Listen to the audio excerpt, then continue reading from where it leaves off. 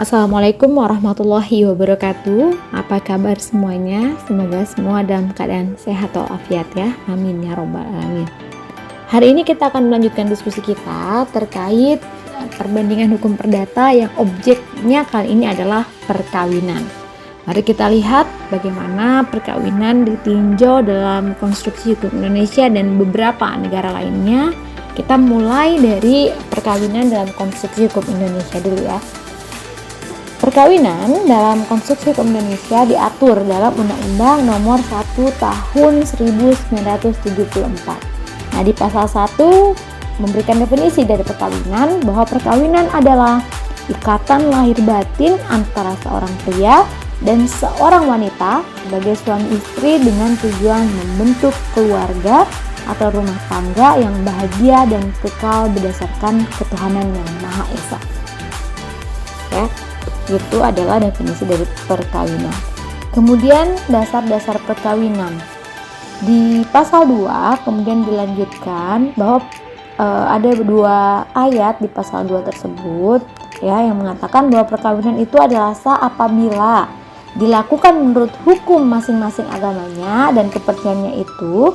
Kemudian yang kedua, tiap-tiap perkawinan dicatat menurut peraturan perundang-undangan yang berlaku. Jadi jika misalnya ada yang mengaku sudah melakukan perkawinan tetapi tidak dicatatkan, maka dianggap dia tidak pernah melakukan perkawinan. Perkawinannya tidak dianggap oleh perkawinan yang sah oleh negara. Kenapa? Karena di dalam pasal 2 Undang-Undang Perkawinan dikatakan bahwa harus dicatatkan.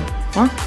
Kemudian pada asasnya dalam suatu perkawinan seorang pria hanya boleh mempunyai satu orang istri. Jadi kalau kita lihat di Indonesia asasnya adalah asas monogami ya, bahwa satu orang laki-laki itu hanya bisa menikahi ya satu orang perempuan saja. Namun ya jika misalnya ada sesuatu hal ya yang ada alasan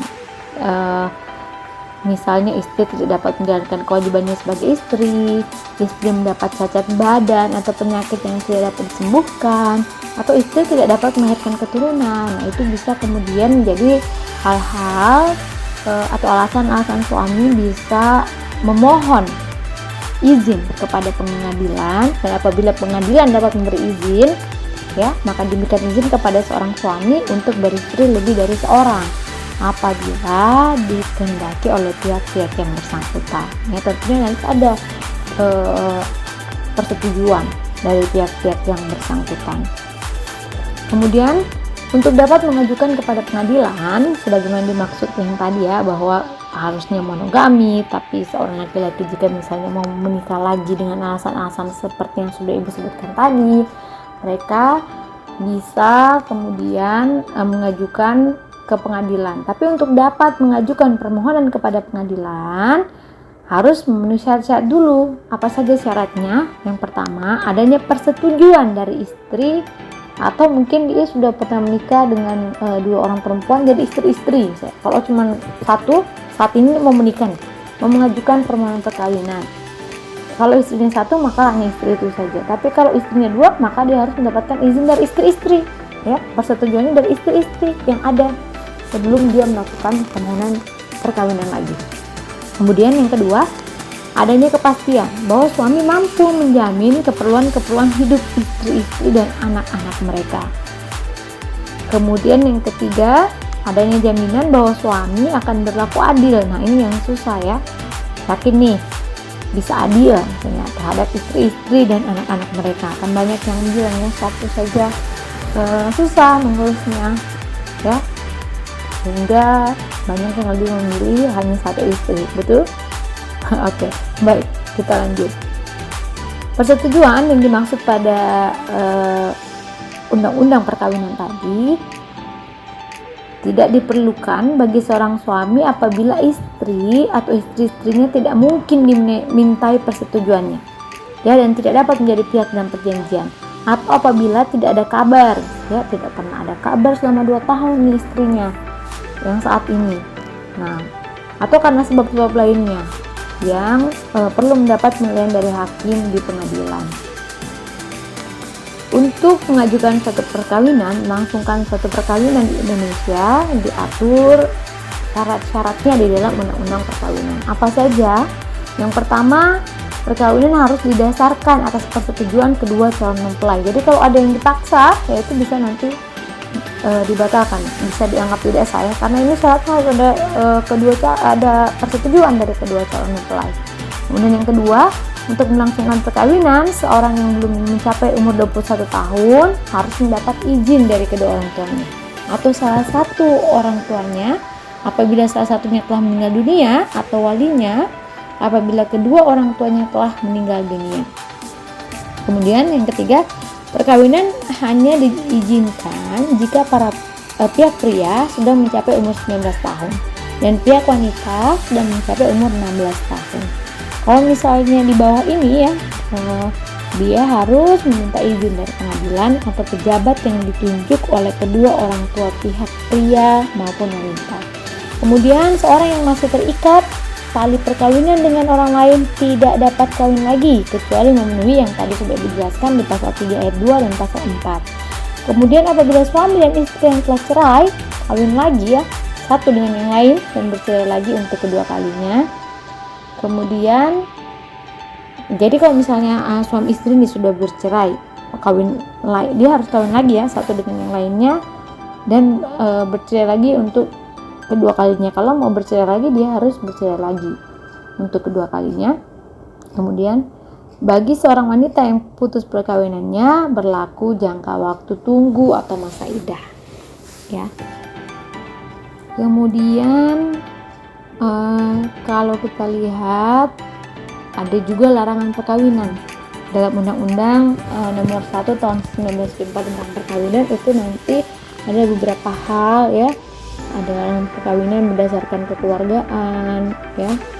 Karena apa? Karena dia memiliki hubungan darah, misalnya hubungan darah dalam garis keturunan lurus ke bawah maupun ke atas ya, yang terdiri dari ibu sendiri, anak perempuan, ibu dari ayah atau cicit. Nanti Anda bisa lihat pasal 8 sub A-nya ya.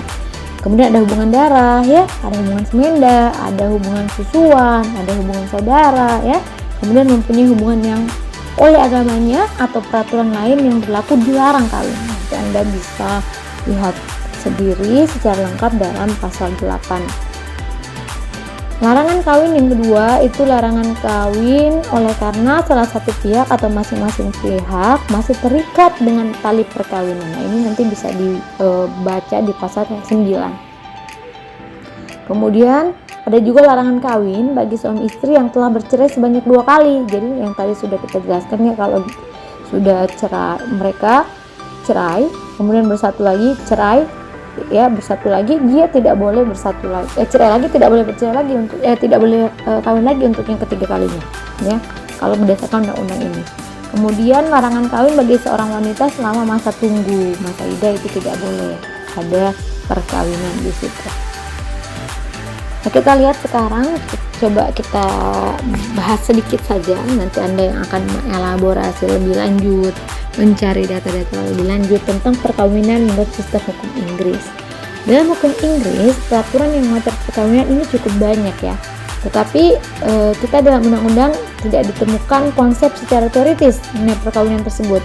Oleh karena itu, untuk mengetahui aturan mengenai perkawinan dapat diketahui dari pendapat para ahli. Salah satunya adalah misalnya pendapat dari William A. Haviland yang memberikan pengertian perkawinan atau sebagai kesatuan sosial atau kontrak hukum antara orang yang disebut sebagai pasangan yang menetapkan hak dan kewajiban antara suami istri dan anak-anaknya, dan suami istri dan mertua mereka. Syarat sahnya perkawinan dibagi menjadi 2 bagian ya di Inggris. Yang pertama ada notice to marry, kemudian yang kedua ada basic requirement marriage, yaitu syarat pokok untuk melangsungkan perkawinan di Inggris. Kemudian aturan mengenai pembatalan perkawinan juga ada di Inggris di dalam pasal 11 sampai dengan pasal 13 Matrimonial Clauses Act 1973. Istilah pembatalan perkawinan disebut nullity.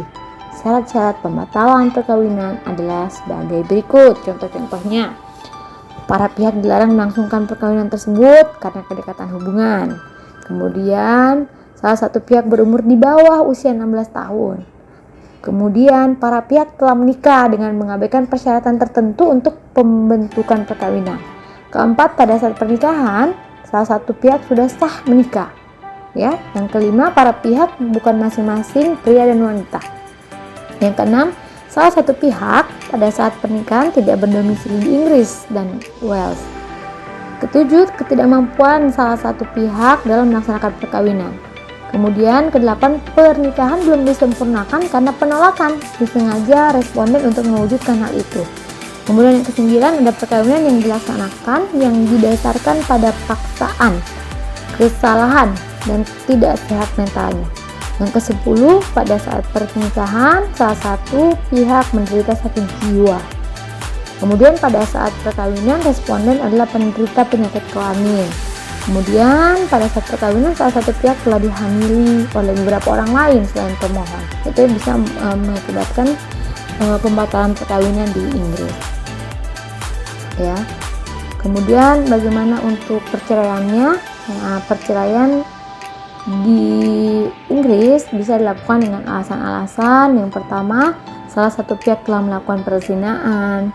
Yang kedua, salah satu pihak berperilaku buruk terhadap pasangannya.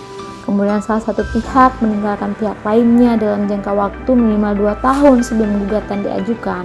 Dan yang keempat, salah satu pihak juga meninggalkan pihak lainnya selama 5 tahun. Ya. Untuk selanjutnya sistem hukum Rusia dan Amerika, silakan nanti kita akan bahas di video-video selanjutnya. Terima kasih atas perhatiannya. Assalamualaikum warahmatullahi wabarakatuh.